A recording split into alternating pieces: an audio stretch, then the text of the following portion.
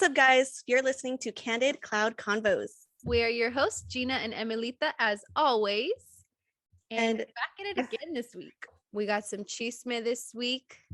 Gina, I don't know if you've heard, but our Miss Britney Spears is also now expecting a baby with her mans. Congratulations to her. Yeah. Honestly, like the fact that her conservatorship, went viral and all that stuff of her ending it and her getting out of it. Mhm. And now how fast she's starting her life and doing what she wants to do. Right. Good for her. Happy for her, and God bless them, and pray for a happy, healthy pregnancy and absolutely. delivery. It's actually their first baby together, so that's super exciting. Ooh, Like, yeah. hopefully they have as much support as they need and want, Right. and that they have a healthy pregnancy, like you said, healthy baby coming soon. We'll report when we find out what gender it is, if they say anything, but Right. we'll let you guys know. Gina, tell them about when we were playing the intuition word game.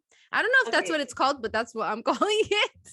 So we had a girls' night out weekend this past weekend, and at some point, like you brought up, you're like, "Oh, let's do the intuition test or whatever." Yeah, I the seen test it on where TikTok. You say a word, like you said random words at the same time, and eventually try to get to the same word. Yeah, Try to find like the correspondence in it. I don't know. right. The context. Right, and Yeah. so we did it, and you guys, we got that shit. First off, the first time, we were like, It was "Okay, I close have a enough. we're like, we have a random word, but I don't know. Yeah, We but say it it and- literally popped right into our heads. Within seconds. Yeah. And then you said lemon and I Mhm. said orange. Yeah. And we're like, okay, we know where to go from here. And eventually we ended up with refreshing. Oh, I was gonna say citrus, but yeah, you're refreshing. We got down to refreshing. We did it like 2 or 3 times, and each time we got to the same word. Yeah. So we were doing pretty good. We're like, we have to do this on the podcast. Yeah, we're like, this would be super fun. If you guys haven't tried it, you have to try it. It's so funny. Fun. And just random, like it's like a pastime activity, honestly. Yeah. But it gets good, and then when you have more people joining in, it gets that much harder. Yeah, because so all of you have funny. to be on the same page. Exactly. Crazy. Yeah. But okay, let's do it. Ready? We're gonna test it out now for you guys to see if we're pressured with the fact that now we're recording, or if we're still gonna be able to hit it like we were. We're last pretty weekend. intuitive, I'll say, like especially with each other. Like I feel like we're pretty good. So Yes. let's see. Okay. All right, I Okay. got one. Yeah. I got one too. Okay, ready? Mhm. 1, 2, 3. Dog. Heart. Okay. Heart. Dog. Okay. Okay, ready? Mhm. 1, 2, 3. Pet. Dog mom. Okay. Okay. Dog mom. Pet. Uh-huh. Okay. I have one. Wait. Okay, I got one. Okay. I don't know. Okay. Ready? Mhm. 1, 2, 3. Parent. Us. Wait, what'd you say? Us. We are parents. Yes. Okay, Okay. said parent and I said us. Us. Okay. I have one. I don't know that it really. But you already said dog mom. Yeah. Okay. And now I'm just using us. And parent. Yeah, I don't know that so much that the parent is playing in the word that is coming to my head, but it's just the way that's Us. coming to my Okay, head. us. Okay. Yeah. Okay. I got it. Alright. Ready? Ready? 1, 2, 3. 3. Baddies. Oh, period. That's the same thing. No. That's pretty good. I don't know what else we could say for bestie and baddie. I mean, You already that was said pretty us. accurate. That describes us. No. Gina and Emilita. You found us for a reason. No, I'm just kidding. Okay, do we have to go off bestie and baddie? Bestie and baddie.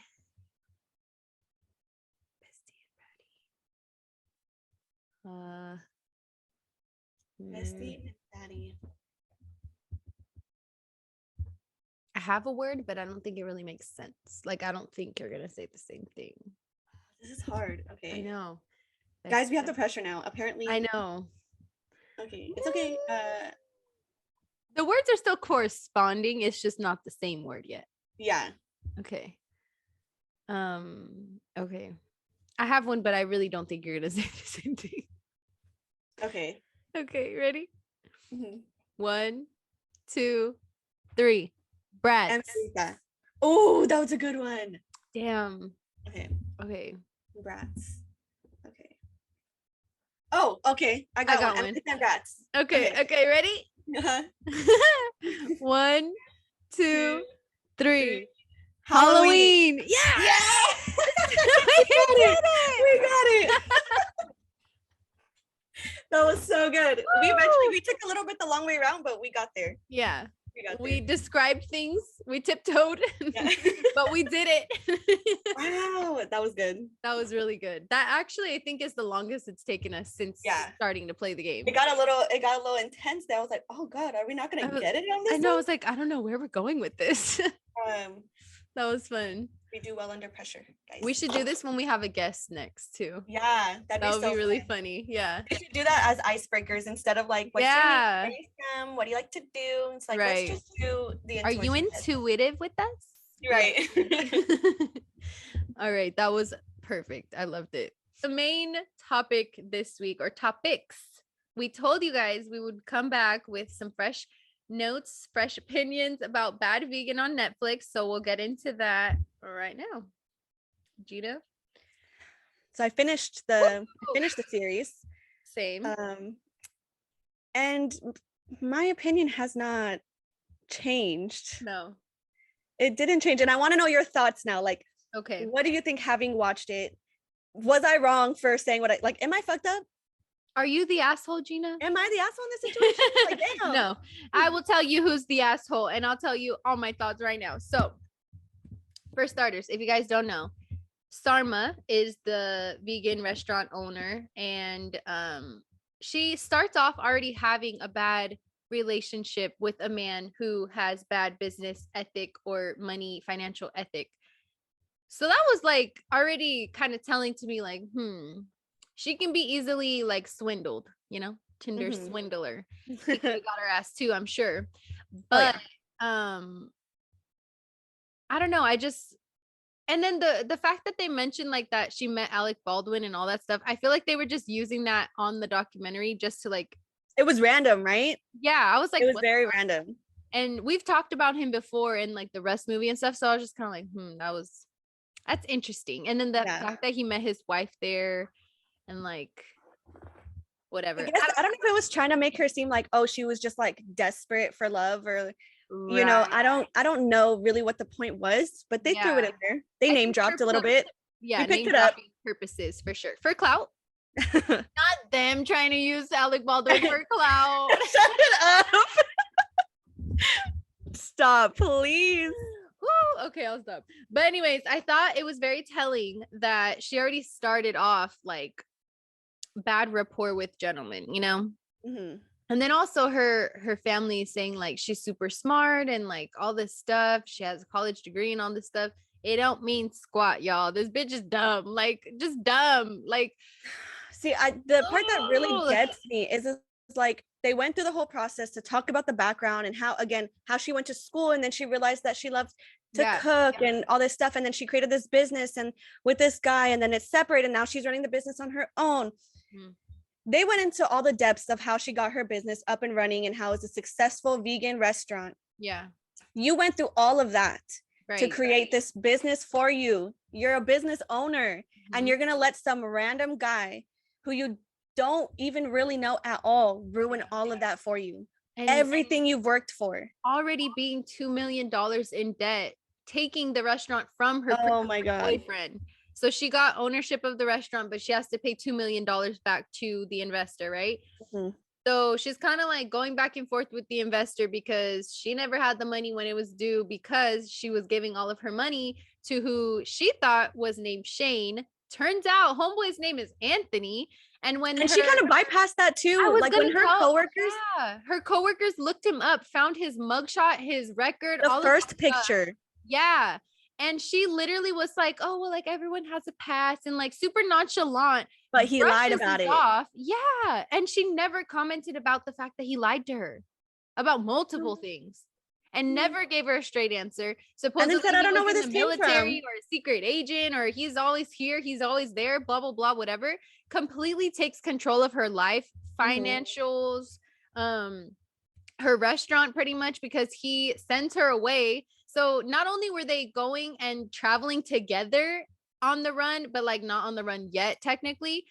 Well, maybe he was, but not her necessarily. I guess he did have like priors or whatever. He couldn't fly, so they had to go and like do road trips and shit like that. Yeah. He had to leave from like certain airports or something. Yeah. So that's why they left from Canada. And when she was asked when they actually did go on the run, I wrote down a few of her comments about when the people were interviewing her because her answers were very, very like vague and didn't really make no sense. Vague and very like I just had more questions after she gave the answer. You know what I mean? It's almost like when a celebrity gets asked a question that they don't want to talk about, they kind of beat around the bush. They answer without actually answering the question. Right. That's what she was doing. Yeah. So then he not only scams her, but he gets this other guy involved named Nazim, and he ends up giving him a bunch of fucking money. Oh, remember that? And not only him, not only that, not two, but he got her mama. He got $450,000 from her mama. And her comment at the end, when asked about that, I damn near threw the remote at the TV because she goes, me and my mom, like no one else understands how this could have happened and blah, blah, blah. But me and my mom are bonded in this way and this and that. No. You and your mom are not bonded in this way because you got scammed. Your mom was doing it for you. And you did it because you thought he loved you. Two different things. What the fuck was your mom getting from him? She says that. And then like right after she goes, I just kind of feel bad because my mom should be in retirement and living comfortably. And now she can't do that. And I feel like it's my fault. No. Who's the fuck else fault is it going to be? Exactly. Oh my God. But I will say what I don't agree with is the fact that he got off pretty easy with everything. And she probably is the one who has to pay back all the money, obviously, because it was in her name. She was the one doing all of the groundwork. Yeah. However, I do feel like he should have had to at least pay the money back to her mom. Like that shouldn't be something on her if he was the one directly asking for it. Where the investor money, she was the one that was present. You know what I mean? That's what's so fucked up about this whole like the Tinder swindler, this guy, is that they're con artists and it's unethical. Like legally they don't have to pay back that money. This is millions of dollars. Like it's not chump change. It down. This is millions of dollars. It was they don't have to of $6,140,000. And he pocketed that for the most part, at least. Like he was spending that. He was gambling. He was hotel, like all this stuff. He was living large. Okay. And casinos. Yeah. So, and he got to just, I served a few, like some time and now I'm out and can go back to doing whatever he does. How do you feel about his like connections constantly to like spirituality and like the quote unquote family and higher powers? And I feel like he was trying so hard to make a connection to like the spiritual world, and I just feel like he was just using that as his driving manipulation. And that's the part that really gets me about how he used that to convince her to give him all this money. Like he said that he had been searching for her in all of his past lives and the current one. He's been searching for her all this time, and her dog. And don't forget Leon. And the dog. And Leon. Leon. And that they would be together forever in this eternal, beautiful euphoria. Oh, also, guys, keep in mind, he said this. He had a previous wife and a child. Oh, okay. First off, we have to mention this. This guy was fucking crazy because he had a wife and he had a baby with her. He swindled her because he told her that his aunt had left him like $5 million or whatever. They get married, she's pregnant, and then he's like, oh yeah, that money's not coming in. So she's like, now he doesn't want to get a job. I'm pregnant, like we're fucked, right? So baby's born. The most disgusting. And at some point, I've ever heard someone say. I literally stopped, like paused, and I was just like, disgusting. So he told the wife at some point after the baby was born, he goes to her and he says, did you know that if you give salt to a baby, it'll kill them and there won't be no trace? Like on an autopsy. Yeah. And she said, which props to her, the least you could have done was that she's like, he was never alone with the baby. At Right. no point did she ever leave him alone with the baby after he said that. Yeah. I would literally I would have left. Yeah, like, that I would have been would my not, out. I'm not dealing with this. Yeah, like obviously we don't know her situation if she couldn't go anywhere, but at least she did not leave that baby alone with him. Yeah. I literally got chills when she said that he said that, because that's immediately like, yo, you're gonna try to kill my fucking baby. Yeah. Like, who says shit like that? What same person says that about their own child or any child at all, but like especially your own kid? Like, what is wrong with you? This should just got it. There was so much to it. Issues going on that he needs to get worked out. And we're not talking about like, they obviously didn't go over that he's been like diagnosed with anything, and that's not our job to diagnose anyone. I could definitely say his ass is a narcissist, and if he hasn't been diagnosed already, he needs to be. There's something like, because it wasn't like he didn't know what he was doing. Right. He knew exactly what he was doing, but the way he was able to come up with this persona or these like reality, all these crazy stories and challenges that she had to endure in order to prove her love to him. And the whole time I'm sitting there, why the fuck aren't you proving yourself to me? The fuck, and he was being a dick to her. He would go off on her if she would tell him she couldn't give him the money. Like, who are you? Who are you? This and that. Like, and then he would who did I marry? He would nonchalantly ask her, if I asked you to send me money, regardless of the amount, tomorrow, are you going to do it? Yes or no? And she's like, I've already given you $1 million. He said, that's not what I asked. It's a direct question. Are you going to do it? Yes or no? And then at some point, she completely gives up and lets him have control. And she admits it. And that's where it even gets worse. But that's what I don't get. Like, if he's not bringing, like, he's taking your money. He's constantly asking for thousands and thousands of dollars. Right. He's being a dick to you. He's barely around because he's so-and-so like, or like whatever, on some kind of call or mission. Right. Like, what is he providing for you as a boyfriend, or whatever, significant other? Yeah. A husband, right. They got married. They were married. So like, what is he providing for you that you're staying in this relationship? That's what I don't get. Like, what made her stay?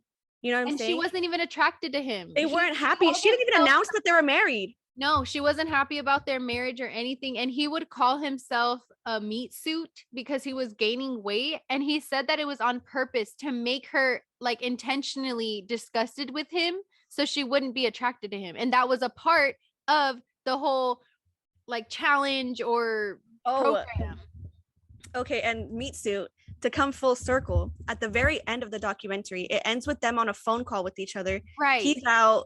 Like, they're like 2 years later or something. Almost 2 years later after she was released from her sentence. And I think she only served like 3.5 to 4 months. But this was such a casual conversation between two people who like they were just catching up. They were laughing, making jokes. There was no animosity. Like, she would say little things here and there, but it was like, in a sense, like, I'm joking. Like petty jokes. Exactly. But not actually like, and he knew that. What the fuck is wrong with you? Who the hell are you? Like, no, like, combativeness to it. Yeah, no. And he was like, I miss your voice. I miss you. And she was so glad I can make you laugh still. Yeah. Like, what? All of this whole 5 fucking, however many episodes it was, I don't even know. But all these different episodes for it to end with them on a phone call, having a fucking like friendly conversation, but as if he didn't steal millions from her. Right. But then when the first episode first started, it was a conversation that she recorded of them. Oh yeah. And he was going off on her about the whole like, you're gonna do it. Yeah. So how did it end with them being like cordial? Either which conversation came first, you know? Right. Well, that one was 22 months after she was released. So that one probably came out first. If that conversation probably happened first, and then now they're like doing the filming and okay. Yeah. So I think there was also a part where I don't want to say the year, I don't know, 20 something. I don't remember who it was, but someone was talking and they said that there was also a conspiracy that like maybe at first she was trying to get something out of him, and it might have backfired or something. I believe it's just because too much does not add up. It doesn't make any sense. She didn't love him. He wasn't like, if she was in it for the money, but then also he didn't give her no money. I don't know. It was just nothing added up. She basically when they approached that like idea that maybe she was scamming him in the beginning, because she was already $2 million in debt, like we mentioned, and supposedly he had all this money and he was this secret spy agent person. So I think at the beginning, I feel like she really did think that he was going to be the helpful tool she needed to get out of this. And then manipulation, like whatever. Again, like, narcissistic behavior out of her. Manipulation is something they are very, very good at. Yeah, he gaslighted the fuck out of her. So I can only imagine after so much of it that she probably did truly start believing it. You know what I mean? Yeah. And she did agree. She said, like, at a certain point, I think honestly, watching the videos of her being in the hotel room, I feel like she wasn't in a mental space to fight back. So she gave up, you know? Like, yeah, I can't imagine after 10 months alone with him that she was just like, I do what you're gonna do because you're gonna do it. Not, you know, like I feel like she just gave up. And what's weird is that that's okay, but it's like, it's weird that she said she was gonna give the financial responsibility, or like whoever's gonna be in charge of the finances, to somebody else so that he could not ask her so he would be taken off for money. Yeah, so that he couldn't get it from her, but is him with a different name. Yeah, he was going through her emails. He was doing like all this kind of stuff, talking to investors. To money anymore because he could do it himself. He would take it. At that point, put a fucking restraining order. Like, this is my account. Like, divorce his ass. Yeah. You know? Get police involved if you need to. Like, I think that's the problem, is that, but she did admit, like, she's not someone who likes to lose. So I think that she was doing this all because she didn't want to admit that she fucked up and that she lost out on the relationship, or lost out on the chance of eternal life with her dog and this gentleman who apparently. And how well did that work out for her? I wonder if she's single. We find her on Tinder. Yeah. Oh God, no. So that's our thoughts on Bad Vegan. I think that honestly, I liked the way that they constructed the Tinder swindler docuseries or documentary a little bit better than this one, to be very honest with you. This one kind of bounced around a lot. So it was kind of hard to get like a straight story of what really happened. I mean, you can kind of understand and fill in the blanks, but I feel like they should have did it more on a side of like where she messed up too, because I feel like she was very much blaming him, and it was all him, and it was all him, but you had a gun to your head saying to do it. You could have gotten yourself out had you needed to, because he was never around. And get an attorney or something. Like, but there were some former employees that did say, they were like, I think she was too smart to have gone along with a lot of the things that happened. Like, she was a smart woman. She wasn't dumb. So they're not playing into the whole she's completely a victim thing, because you know, she knew what she was doing. And another one said, like, there's a part of me that, you know, cares for my friend and, you know, feels bad for what happened, but a part of me that's like, you made those decisions. You allowed it to happen. Yeah. And you affected how many other people. And it really broke my heart when it said that entire families were working for her. Like, mom, dad, and older, you know, daughters, and like people who are all part of the same household, most likely. And they now not getting no money. Did not have a paycheck multiple times. Or then when they switch to monthly payroll, you can't just do that without, and you already owe them from last month. Like, what the hell? You're not going to be like a little IOU and you think things are going to just be fine. That's fun. And then when she does pay them, it's like, oh yeah, that got bounced. So don't spend none of your money. Yeah. I can't even imagine having been running this business for the owner, because they're just not showing up all of a sudden and not responding, and then to get told you're not even going to get paid. Like, that's so fucked up. Be bothered with it. No, but she didn't know they were on the run, right? Right. She didn't know. My God. But and then she told the cops a fake name too. Exactly. Like, what? Exactly. It's so stupid. Everything that happened, I feel like, was easily preventable. Don't be lit, you guys. Main lesson of right now. Do not be listening to these dumbass people telling you anything under the sun to fucking get something out of you. I do believe in like soulmate type of relationships. 100%. I do believe that there are people that are meant to be together, and maybe they do meet each other in past lives, whatever. But it's very easy to just talk the talk and not walk the walk. You guys need to take what people do as actions instead of just the shit that they say. Like, take their actions for what they are rather than being swindled. I don't know, man. It was it's just okay. Everybody has there's soulmates, right? It doesn't have to be a relationship. It could be friendships, things like that. Yeah. You have soulmates. But if any single body, doesn't matter if they're family or not, if you've known this person for years, if someone is forcing you by continuously asking to send them money in general, doing anything, forcing you to do anything you don't want to do, that's not the relationship that whatever they claim it to be, it's not that. Because nobody should ever be forcing that onto you ever, especially someone you just met. Like it just, it's never going to be what you think it is or what they're telling you it is. No, it's not love. And they're going to lie to you and say whatever they want to get. I don't even think it was lust at any point. It was literally just she had money. No attraction to him whatsoever. Just money. That's it. And she probably ended up paying for that ring on her own too. I wouldn't doubt it. No, I would not doubt it. Yeah. But if you guys haven't watched it yet, I think it's definitely something interesting to watch if you're interested in that kind of thing, or just, I don't know. It's like true crime in a way. So yeah, no, it was really interesting to watch. Definitely entertaining. Let us know your thoughts. Just kind of like, it's almost frustrating because you're like, dude, what the fuck? I want to smack her like Will Smith did. A little Oscars moment.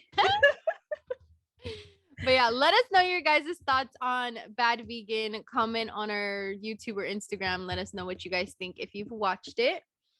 We have some other things to talk about in today's episode.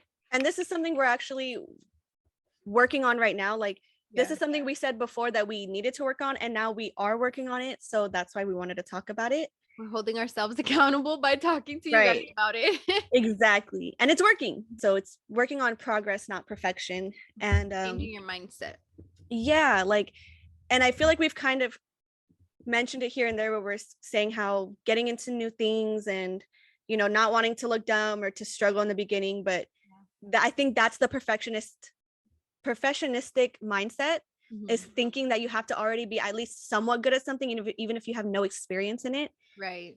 Because you're not thinking about the progress. You're thinking, I'm going to look dumb. Like, I'm not going to be perfect at it. Yeah.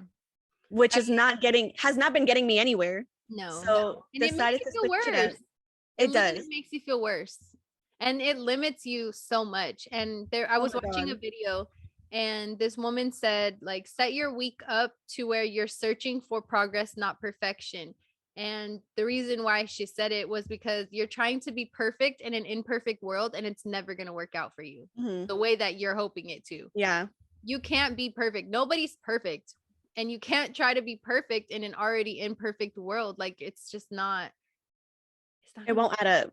No, it's not going to work. And there was actually this quote from a licensed therapist, an online licensed therapist. He said, a tough pill to swallow from a licensed therapist, but he says you have to force yourself to be in an uncomfortable or unfamiliar situation. It's the only way to grow. Do what makes you scared, even risk embarrassing yourself. It not only builds character, but it also is your bye to the table of an authentic life. Yeah. So I love that. Authentic. Table at I want to be, that's where I want to get to. I want to get to be my true, best, authentic self. And embrace it. I feel like I'm learning that though still, because we talked about it, right? Yeah. Yeah. I feel like I'm learning that I am more outgoing than I think I am. And, you know, like all these things, because when I'm in a really good mood, I do talk to people. I will start a conversation with strangers, you know, and that's me being my happiest self. So that's me doing it. But I never tripped off that. Or your best version forward. Like, right. Yeah. Like even, like I said, we went to a quince this past weekend, and like, we're sat at a table where my sister has one coworker that she knows. I don't know her. And then we get sat with another one of the guys' coworkers who they don't know. So we're sitting there, and it's just like, no matter how shy or whatever, like I can get, or the social anxiety, I cannot be sitting at a table for hours with people and not talk. Like the awkwardness is worse for me than the trying to talk to somebody. Yeah. You know what I'm saying? Yeah. So like we ended up talking with them, with the girl that we didn't know, like even my sister didn't know her, and she was so cool. Like we ended up like laughing the whole night. Aww. And then when she was with her daughter, and she was really sweet, and like we had a good time. And the quinceañera was like, I want everybody to get up and dance and blah blah blah. And like I don't know none of these people, not a single fucking person besides my sister in this room. And I'm not even kidding, maybe like 30% of the people got up and went to dance.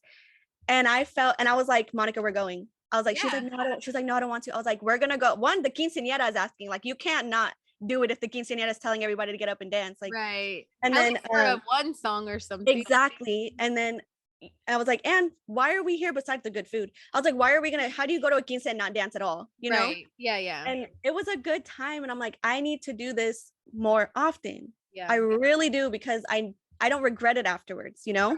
You always end up having a good time, even if like putting yourself out, it's uncomfortable, or putting yourself out there, it's uncomfortable, of course.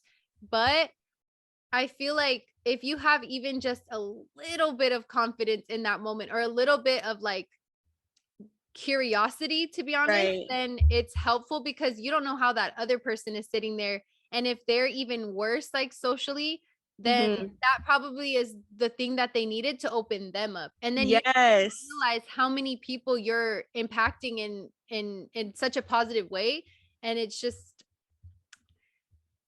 really makes you feel circle, you know? Yeah, it's really a good feeling. And you know, we're working on having those feelings more often. We need them. Exactly. And we're just encouraging you guys to do the same, because the way that it feels when everyone else is having fun and you were the one who said you didn't want to do it because you knew in your head you didn't want to look stupid, but you look at them and they're all having a good time. Yeah. You're sitting there in your head and you're having such a shitty time when you could be having just as much fun as them, and you're limiting your ability. Like, imagine you're 99 years old on your deathbed and you sit there and think, wow, like I did enjoy my life, but I could have enjoyed it so much more had I just pushed myself or believed in myself, or just said fuck it and just did it. Like you don't even have to end up liking it. It doesn't have to be your next hobby or your next fucking job or whatever. Just try it. And honestly, and I'm saying that to me because no, for real. Like, and that's what we're saying. We're working on it. We haven't mastered it. We're just working on it. But like, even sometimes where it's like, oh, like I don't want to look stupid, but then looking stupid, honestly, is not always that bad. Like I've seen people who didn't have no cares in the world. They were either dancing like crazy, however, and I look at them and there's times where I'm like, yeesh, like I would never do that. But then I flip it and I'm like, yo, they're living their best life right now. Like kudos to them, because they don't care about what anyone else is thinking. They're doing them and they look like they're really genuinely having a good time. And I think that feels better than oh, I'm gonna look dumb, I'm just not gonna do it.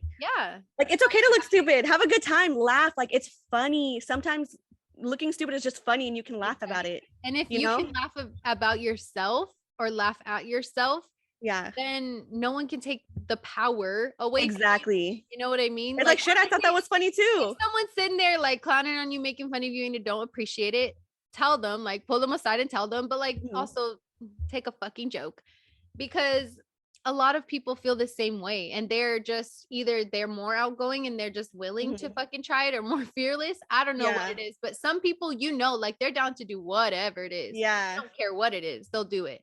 And so we're just trying to be a little bit more like that, but also, you know, we have our boundaries.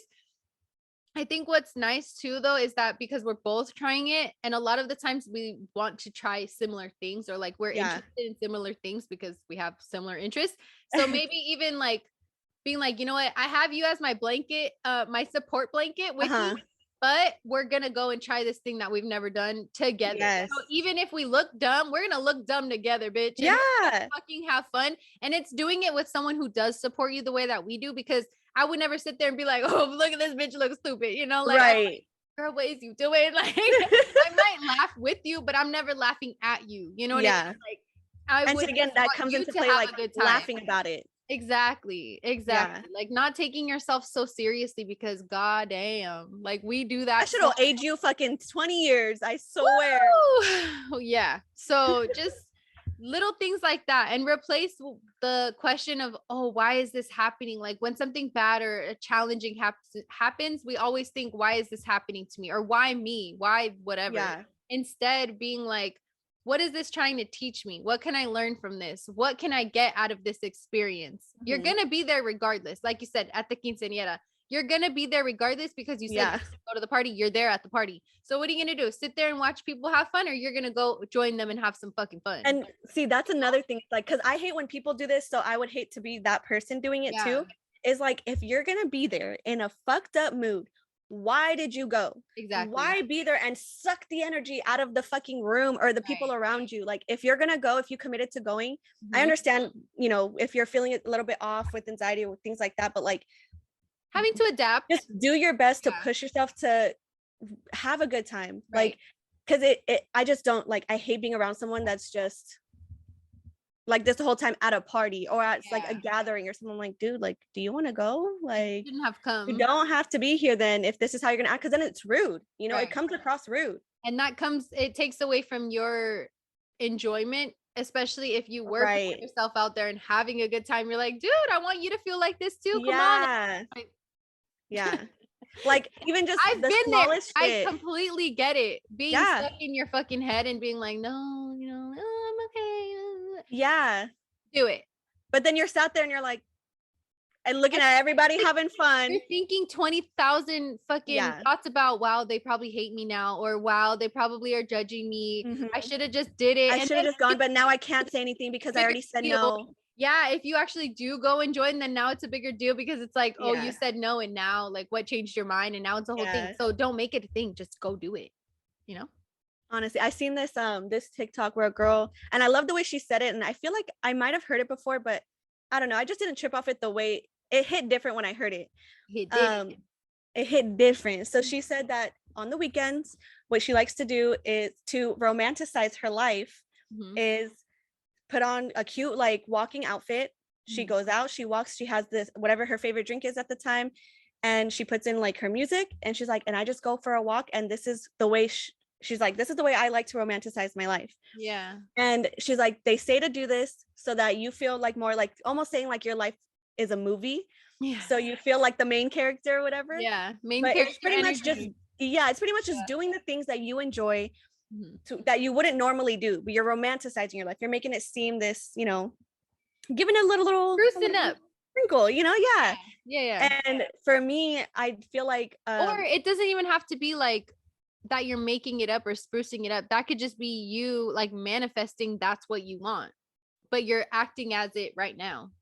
Does that make sense? Yeah. Like I did that with this on Saturday. I went. Oh, and you went to Starbucks? Yes. Little cutie, I seen it. So my boyfriend works at there's a Starbucks right across the street from where he works. And I was like, you know what? Like, I might as well take this time to have a different scenery where I study at. And if he's going to be working on the weekends, I might as well use the time to just study some more. Like there's no other reason not to. So I dropped him off. I went across the street, like sat there, and for like 4 hours, I just had my little coffee. I stayed there, and I was able to focus so well.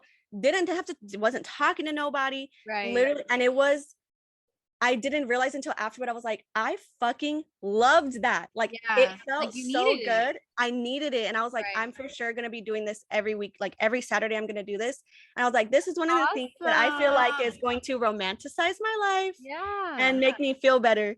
And I was like, you're not stuck in shout your out to that girl on TikTok. Every day, like stuck all the time, just bouncing around from thing to thing. It's like you get out of your perspective and you get a new perspective. It was awesome, a change of scenery. I am so proud of you. Thanks. I was like, shout out to that girl. I need to figure out more of what those things are. So we can do more of it, you know? But I think I feel like one of the things we did to romanticize our life, and we didn't know it was that at the time, was in Vegas when we were walking around in our little bikinis through the hotel. Like we didn't give a fuck. We were confident. We felt good. And I think we should feel that all the time. Yes. Oh my God. Yes. Like the feeling of how we felt. Trying to get that word count in. No, the way that we felt like I genuinely felt like I was on cloud nine. I'm just kidding.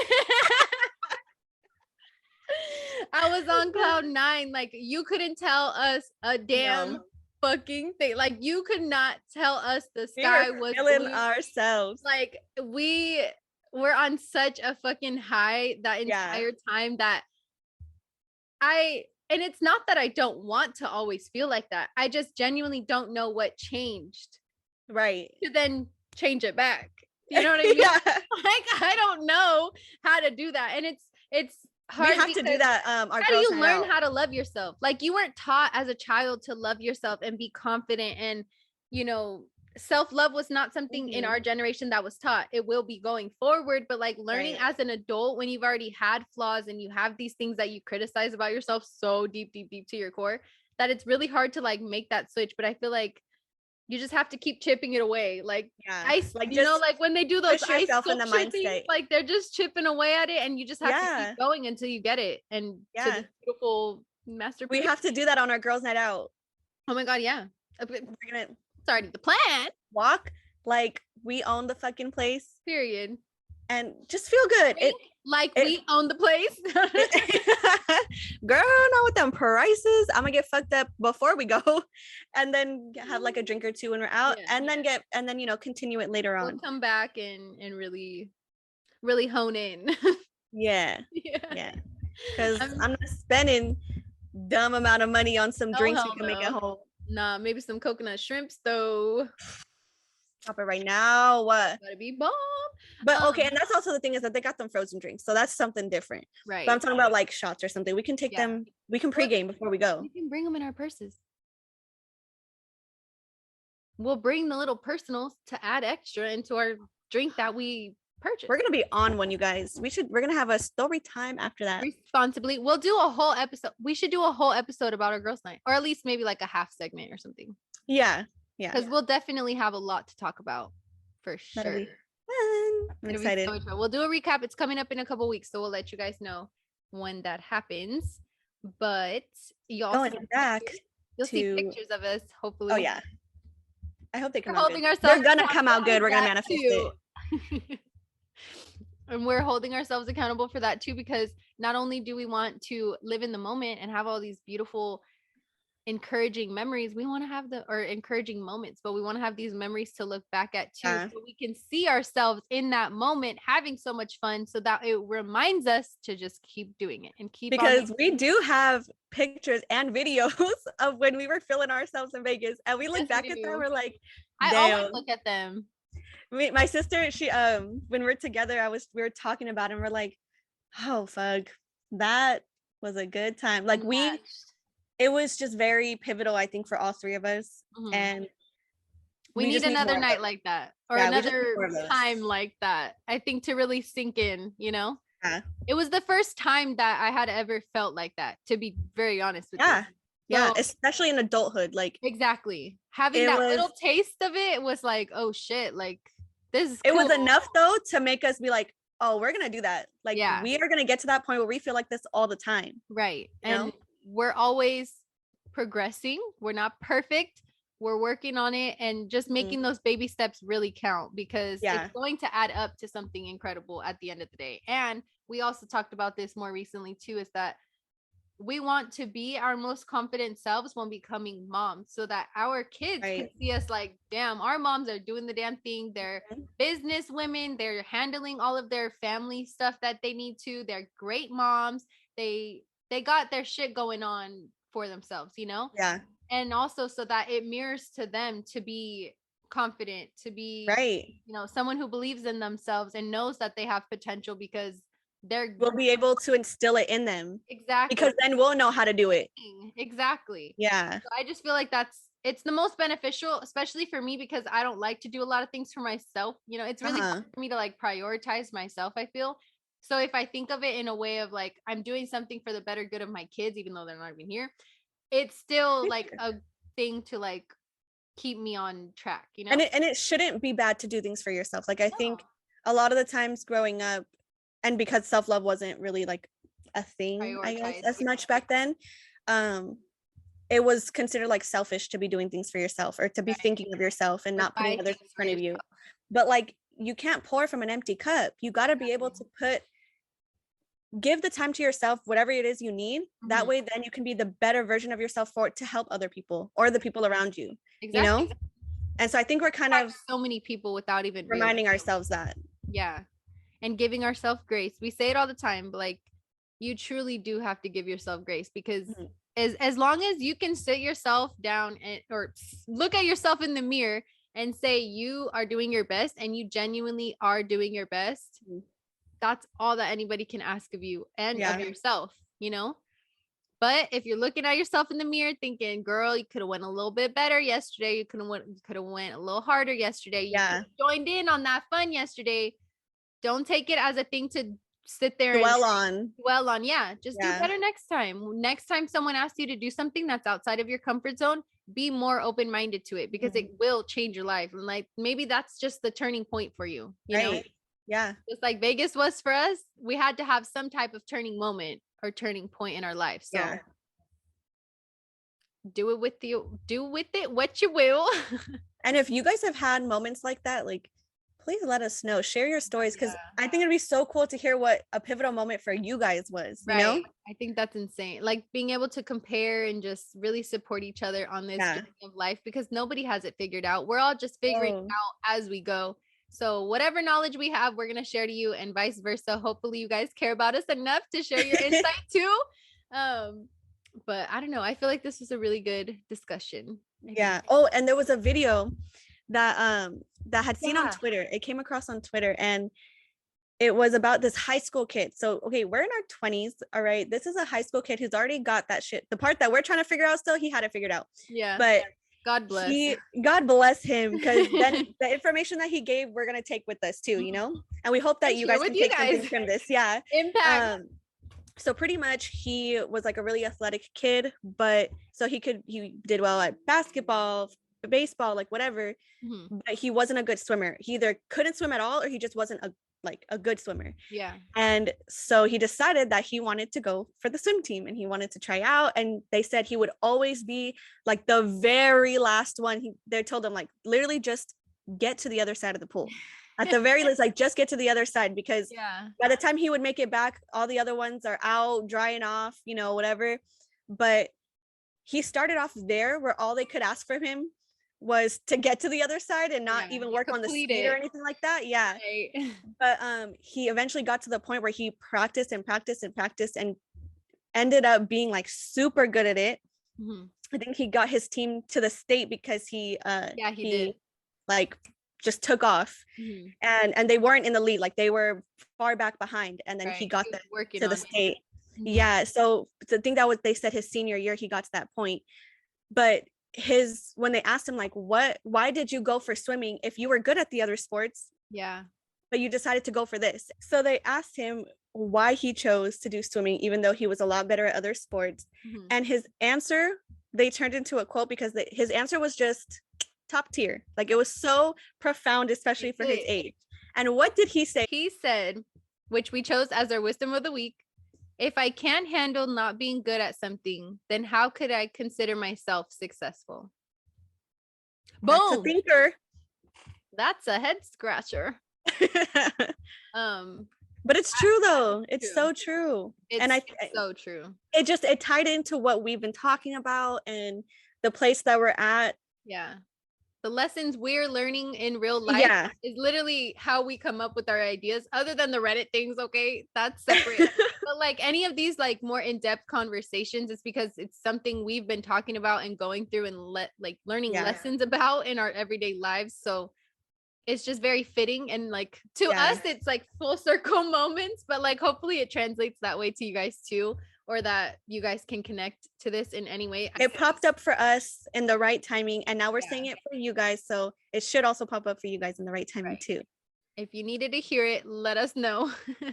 But yeah, just think about that, and think about the things that you hold yourself back from, and make at least one conscious effort to do something once a week that is outside of your comfort zone. And I promise you, it's going to change not only you as a person, but your mindset, which is where it all starts. So that's where we're starting to. And it's so exciting and it's fun to be on this journey. And like, I think we're really starting to get to like learn ourselves, know ourselves. Yeah. Understand ourselves. Like who we are, you know, who like we're meant to be, I guess. Yeah. So hopefully you guys are on this journey with us and figuring out all of these same things, because maybe it's just us being in our 20s, but it's rough. It's rough out here. But, like you said, it's fun and it's always changing. And I think that you have to be open to change, because if you're not girl or boy or whoever you are, bye, because it's just life is gonna be shitty for you if you just are never open to anything that is different or change or anything. Like it's not gonna be fun. No, it's gonna get into like a routine that's just all the same shit. Like you gotta step out of the comfort zone. You gotta be able to be open to growing and learning and accepting and evolving. Yeah. Hopefully you guys enjoyed this episode. Yeah. Something resonated with you. Always. We will be back next week. You'll see us again next week for our next episode. So with that, tune in again. Don't forget to put those notifications on, because we don't know when this is going to post. We don't usually know. Fridays, but you know, sometimes we surprise you. Easier to have them notifications on. Right. Check us out on Instagram as well. We've been very active over there. Very proud of us for being active on Instagram at Candid Cloud Convos _podcast. So, and we also are starting to get better at our TikToks again. Oh yes, we're on TikTok, guys, because we haven't posted a lot of us just fucking around, like just being playful, like you guys don't get to see that relationship, like the stupid shit that we do. I think that'd be a good place to see it. The caption that you had for one of our pictures were 2 peas in a pod, literally. Yeah, and that's if there's any place. I fucking love you. I love you too. And we love all of you guys. Catch us next week whenever we fucking come back. Bye. Bye.